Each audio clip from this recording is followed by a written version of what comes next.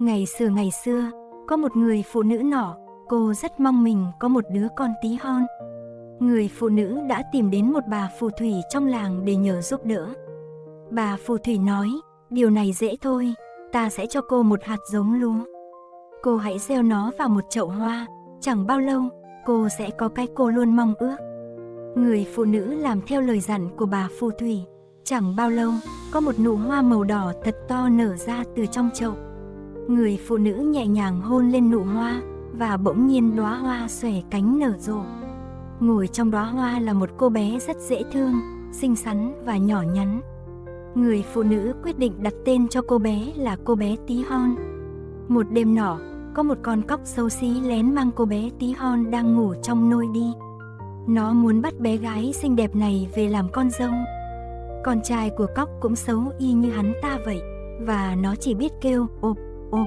Cha cóc mắng nó, này, hãy yên lặng đi, con sẽ đánh thức con bé mất. Vì sợ cô bé tí hon sẽ bỏ chạy, cho nên con cóc đặt cô bé trên một chiếc lá hoa súng thật to giữa hồ nước. Sau khi tỉnh dậy, cô bé tí hon cảm thấy quá sợ hãi nên đã khóc thật to. Những chú cá nhỏ dưới hồ nước rất thương cảm với cô bé nên chúng đã rủ nhau cắn đứt cuống lá hoa súng. Chiếc lá mang theo cô bé tí hon trôi đi thật xa. Sau cùng, nó bị một con bọ hung bắt lại, nhưng bọ hung nghĩ rằng cô bé quá xấu xí, cho nên nó đã bỏ cô bé lại trên một cây hoa hướng dương. Cô bé tí hon cô đơn một mình suốt cả mùa hè. Khi đói thì nhặt mật ong mà ăn, lúc khát thì uống những giọt sương đọng trên lá cây.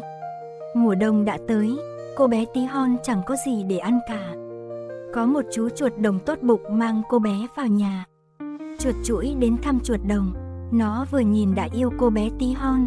Chuột chũi nói với cô bé, em hãy lấy anh làm chồng nhé, anh nhất định sẽ cho em một cuộc sống hạnh phúc. Ở cuối đường hầm có một chú chim nhỏ bị đông cứng vì lạnh.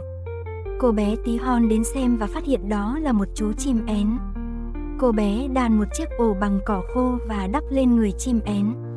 Chim én dần tỉnh lại, thì ra nó chỉ ngất đi vì bị lạnh. Ngày cưới đang đến gần, cô bé tí hon buồn bã khóc, vì cô bé chẳng muốn sống trong một cái hang dưới mặt đất, chẳng thấy được ánh mặt trời cùng những đóa hoa. Chíp chíp, chíp chíp, cô bé nghe thấy âm thanh vang lên phía trên đỉnh đầu, thì ra đó là chú chim én nhỏ đang bay trở lại. Chim én ơi, ta không muốn kết hôn với chuột chũi, hãy mang ta rời khỏi nơi này với. Thế rồi, chim én mang cô bé bay đến một đất nước thật ấm áp. Chim én đặt cô bé lên một đóa hoa màu trắng, ở đây ấm áp quá. Bỗng nhiên, cô bé tí hon bất ngờ nhìn thấy một chàng trai nhỏ xíu đang ngồi ở giữa bông hoa. Chàng trai có chiều cao xấp xỉ cô bé vậy. Thì ra, đó là hoàng tử hoa. Chàng đã yêu cô bé tí hon ngay từ cái nhìn đầu tiên và ngay lập tức cầu hôn nàng. Cô bé tí hon vui vẻ đồng ý, từ đó, họ sống bên nhau và hạnh phúc mãi mãi về sau.